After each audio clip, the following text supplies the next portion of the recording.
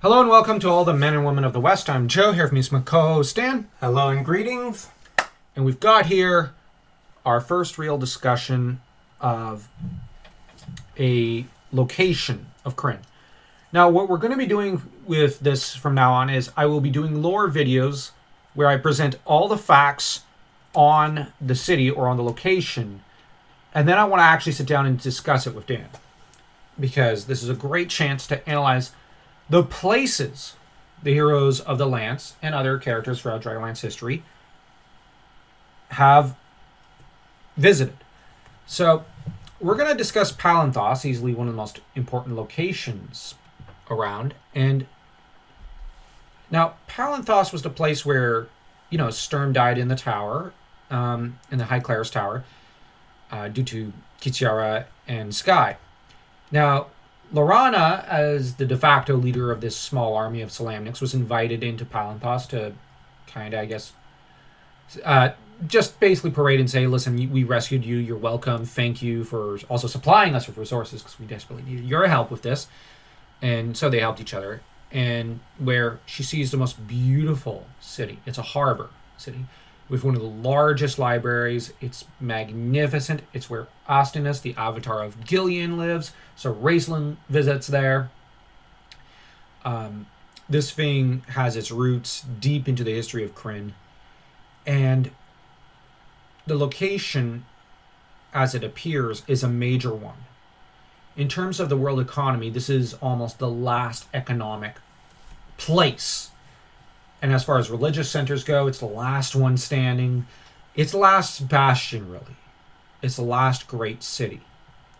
The Solamnics have withdrawn into their castles and their keeps. There's villages.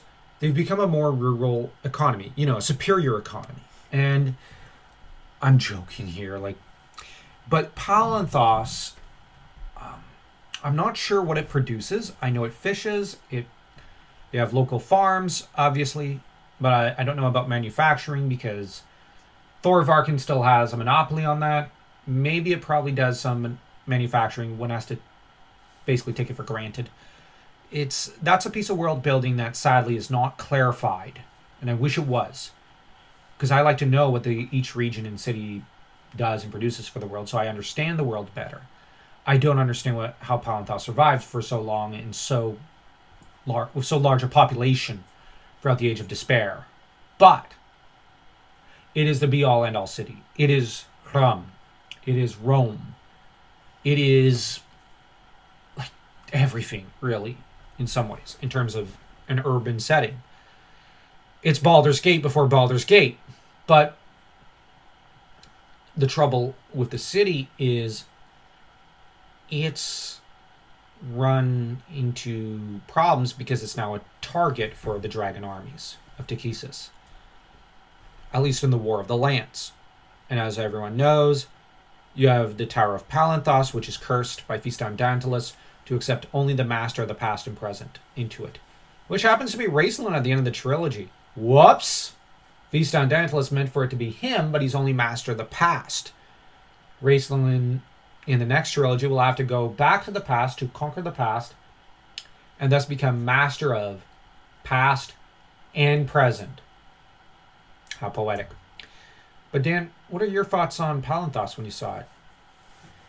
I couldn't help but think how beautiful it was. Yeah. And it's tragic at how the war got brought to their gaze when they just wanted to stay out of it. And at most, this is probably a merchant city. Yeah, it is. They have great ships that go all over Ansalon. And they also supplied, I know, some resources that they had to the Solamnics during the war. But it was more out of, they need to trade with Solamnia, otherwise they die.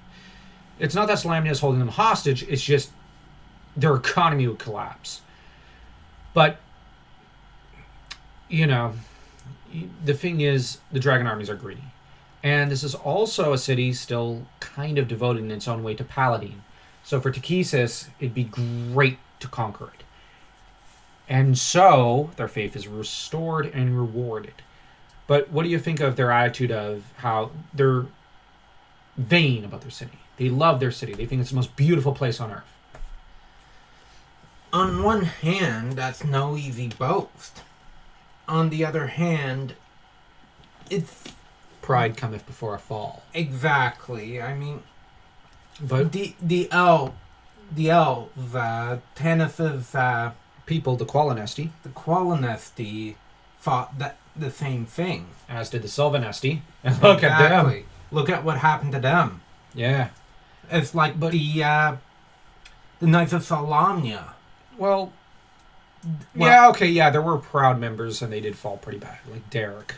And that kind of arrogance can lead to what happened to the King Priest of Istar. Oh, yeah. Okay, fair point. What are your thoughts on how they kind of like to avert their gaze from the tower and say, and they treat it like a blemish on the city, because no one can stand to look at it for very long, except maybe Ostinus, Raceland. Very few people can look at it for very long. Most divert their gaze, but they're utterly ashamed and horrified by it, and they despise it because they consider it a blight on Palanthas. But I can actually understand that, but they can't really knock it down. well, they can't because it's magical, and they can't even get close to it because of the Shoiken Grove. But what are your thoughts on how Ostinus claims it's one of the finest and most important sites in the city, because its ugliness reminds people of the perfection of Palanthas? Like, you know what I mean? It's like you see the one blemish in the painting or something, but the rest is perfect. In a way, it adds to the perfection. Like, there's something I think Tolkien once said. I think it was Tolkien.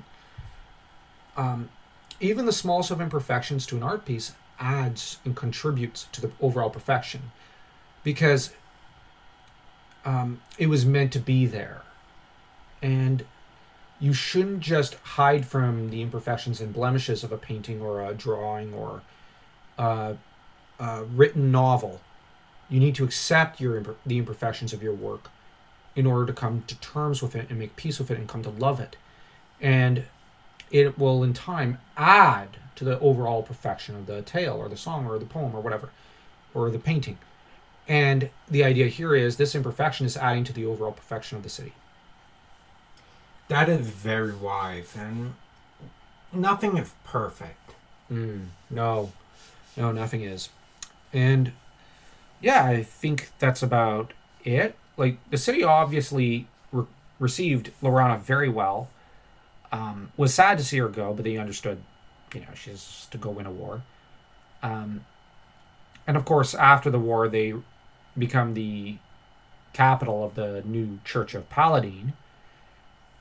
Which is fitting because they're also the capital of I would argue, the Church of Gillian, the god of neutrality. So the new head is Elistan, and he works himself into an early grave. I actually kind of feel bad for him. He works himself to such a bone that he, within 4 years, I think, or 5 years, it'd be about 5 years, he's pretty much in his grave. Remember how he seemed muscular and still fit? Despite being 50-some, he's presented like he looks like 80. He's worked himself so darn hard to build this church. But his choice for an heiress is a good woman, but he worries about her pride. She's very egotistical. And she has she's a former noblewoman, so she has a bit of expensive taste, which that's not good for a head of a church to have. And yeah, you could see where this is a problem. Chrysania, arguably one of the finest female characters in Dragonlance history. She's also a really good person. I'm joking. I hope people don't mind my little joke, but actually, no, she's actually supposed to be a really good person, and she's actually very heroic. She's an incredible character. Very well written by Margaret Weiss and Tracy Hickman, who are fine writers. So if you enjoy this video, don't forget to smash that like, that subscribe button, and feel free to check out our Substack and our book. And until next time, take care.